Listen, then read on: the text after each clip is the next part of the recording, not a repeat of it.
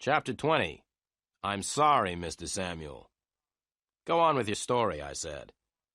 The evening I came to see you at your office, said Elaine, I telephoned Benny at Las Cabanas. I told Benny what I had done. Benny told me that the red-haired man knew that we had stolen the jewelry. Benny told me that there would be no trouble if I brought the jewels back to Las Cabanas the next night. You were stupid to trust the red-haired man, I said. I know, the girl said. I was afraid, so I asked you to meet me at Las Cabanas at midnight. So you didn't know that Benny was dead until I told you at Las Cabanas, I said. No, Elaine said. That is why I ran away before midnight. I decided not to give them the jewelry because they had killed Benny. You've still got the jewels, then? I asked in surprise.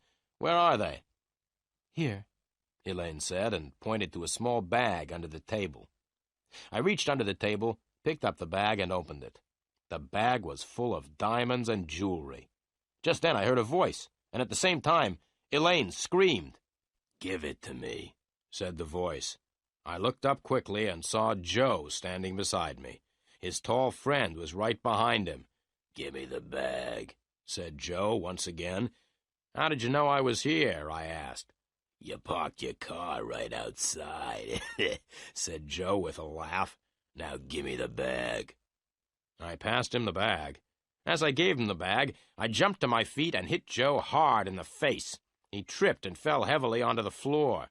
I moved towards the tall man, who was still standing a few feet away. I was about to run at him, but then I stopped. The tall man had taken a gun from his pocket, and the gun was pointing straight at me. "Right," said the tall man. "Don't move, or else I'll shoot you." Joe got up from the floor. He still had the bag of jewelry in his hand. Together, Joe and his friend with the gun walked towards the door. They walked backwards to make sure that Elaine and I did not try to get the bag back. As the two men reached the door, I started to laugh. "What are you laughing at?" shouted the man with the gun. "Look behind you," I said. Both men turned around and looked. In the doorway of the cafe stood Sergeant Murphy with two other policemen. Sergeant Murphy jumped on the tall man with the gun, and Joe ran back into the cafe. I stepped forward to stop Joe, and he ran straight into me. We both fell on the floor, and the two policemen ran up. One of the policemen held Joe. The other policeman held me.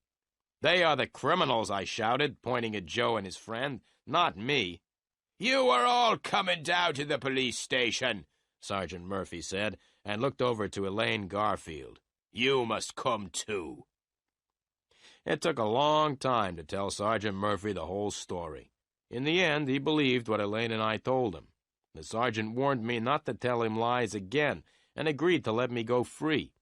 Elaine told Sergeant Murphy all she knew about Las Cabanas.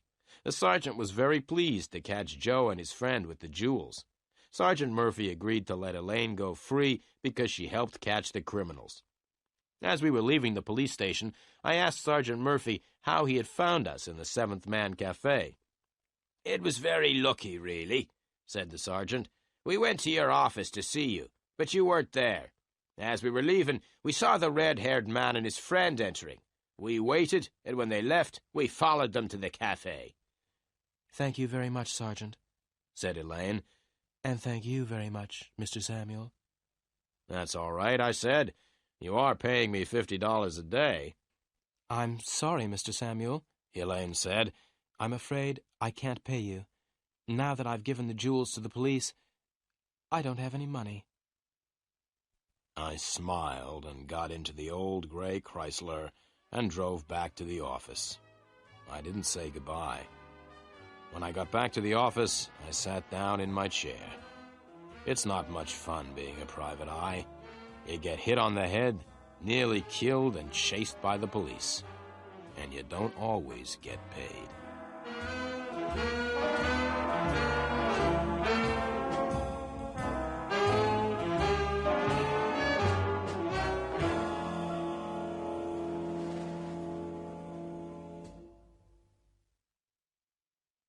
The Woman Who Disappeared was read by Kerry Shale and the recording produced by James Richardson at Studio AVP, London.